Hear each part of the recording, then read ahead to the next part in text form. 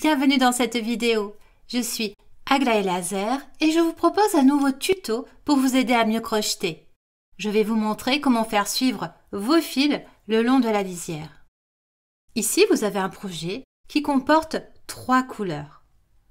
Chaque couleur est utilisée sur 4 rangs et ce sont ici des rangs de mailles serrées.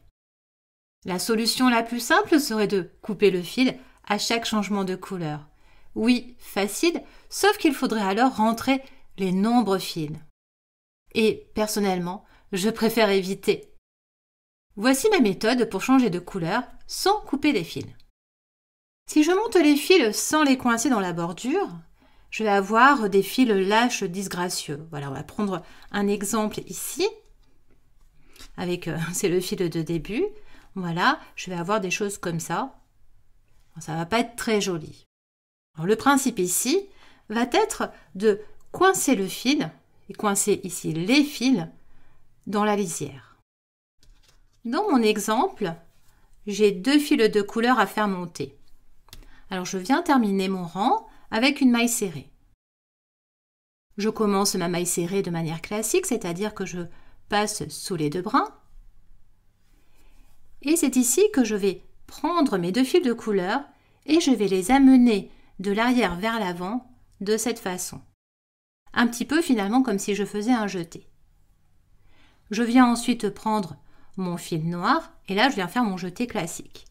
Et c'est là, vous voyez, que je vais tenir mes fils différemment. C'est-à-dire que là je vais maintenir mes 2 fils de couleur comme ça entre mes doigts. Et puis le fil classique, le fil de mon rang, lui ne bouge pas.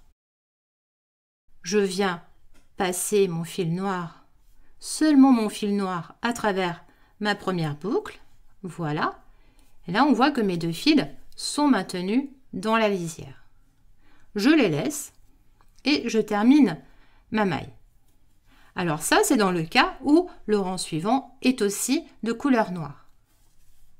Maintenant voyons une autre possibilité, c'est que le fil suivant est d'une autre couleur et c'est le cas ici. Ici le rang suivant je dois le faire en rose.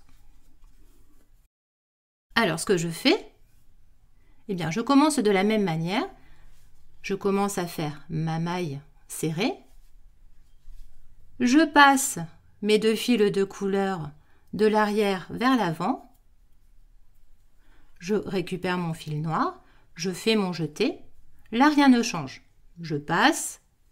Rien ne change. Et quand on change de couleur, ce qu'on fait en général, c'est qu'on change de couleur au niveau du rang précédent. Donc là, je suis à la fin de mon rang et je vais changer de couleur. Je vais prendre mon fil rose et je vais donc faire le dernier jeté et la fin de ma maille serrée en rose.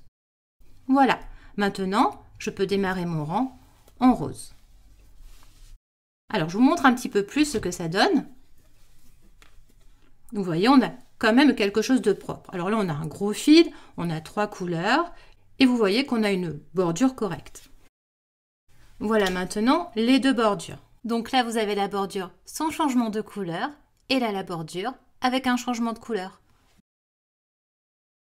Ce que vous allez faire à la fin pour cacher cette bordure qui est tout à fait correcte mais qui n'est pas super jolie, vous allez faire un rang de mailles serrées qui va emprisonner les fils. Si vous avez aimé cette astuce, je vous propose de mettre un j'aime, ça aide la chaîne à se faire connaître. Et puis si vous voulez en voir d'autres et ne rien manquer, abonnez-vous à la chaîne et activez la cloche pour recevoir les notifications. Alors ne bougez pas, je vous propose tout de suite 2 autres vidéos. À bientôt!